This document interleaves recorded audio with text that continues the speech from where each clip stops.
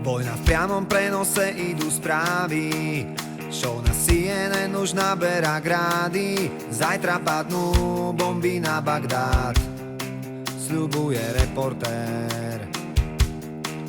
V záujme demokracie sa vraždí, život za ropu vraj vymení každý. Do očí klamú jedni aj druhí, kto je ten pravý. Mŕtvych vojakov odvážajú domov, nešťastné matky nad radmi hrobov. A koľko miliárd zarobí víťaz, čo ťažko niečo nahradí.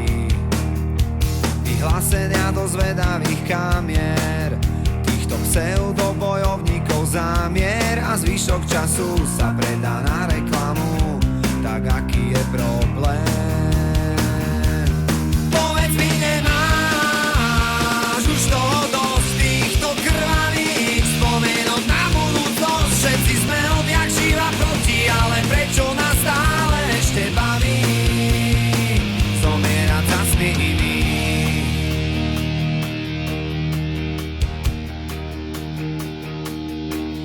Svätý bojovník za džihad.